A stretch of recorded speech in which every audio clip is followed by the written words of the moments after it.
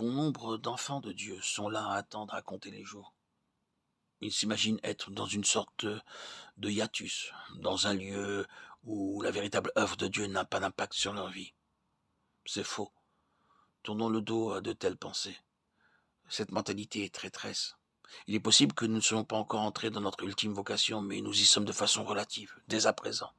Et nous n'y entrerons jamais pleinement, à moins de mettre à profit toutes les possibilités que nous avons sous la main, maintenant même. Une telle situation est d'ordre préparatoire. Si le Seigneur venait à nous disant, vois-tu, le temps actuel apparemment sans relief dans le caractère de l'œuvre est néanmoins prévu par moi pour te qualifier en vue d'une grande œuvre que j'en réserve, qui se déploiera au cours d'une année fixée d'avance, et au premier jour de cette année précise, tu t'engageras dans un vaste champ d'action. Nous mettrions aussitôt l'intervalle à profit pour nous préparer. Mais Dieu ne fait pas cela, et cependant, il se pourrait bien qu'à un moment précis, inscrit dans le plan de Dieu pour notre vie, il y ait un départ vers une tâche très importante. Mais il ne voudrait pas que nos cœurs soient en travail devant lui uniquement en raison de la portion de l'œuvre qui nous attend. Il désire que nous soyons travaillés intérieurement au sujet de notre union de cœur avec sa personne.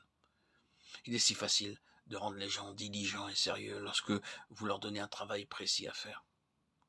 À défaut de cela, il y a peu ou pas d'initiative personnelle en eux, qui les pousserait à prendre l'attitude suivante. Il est fort possible que Dieu ait quelque chose en vue, je n'en sais rien, mais je m'en je vais je m'en vais mettre à profit ce temps actuel pour lui, de sorte que je serai prêt s'il devait m'appeler le moment venu. Si seulement nous prenions cette attitude de nous rendre à l'évidence que de toute façon, nous avons partie liée avec le dessein de Dieu. Et si nous nous y appliquions de tout notre cœur, nous découvririons que nous étions déjà en plein dedans.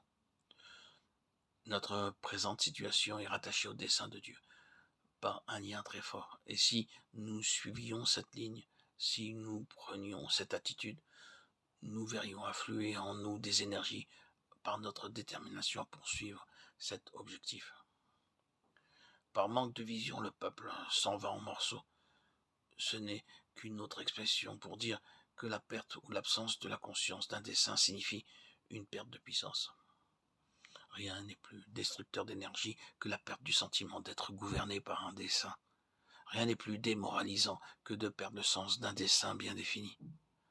Si l'ennemi peut trouver accès en nous pour nous donner le sentiment qu'après tout, nous sommes mépris sur notre vocation, notre vie, notre œuvre, et qu'en pensant que Dieu nous confiait une tâche, bien que ce n'était pas vraiment le cas, que tout cela est faux et qu'il n'a jamais eu cette pensée, alors l'ennemi nous a démonis. Nous voilà, faibles, impotents, démoralisés, incapables de faire face à quoi que ce soit. Il faut absolument éviter cela. Nous sommes appelés selon son dessein.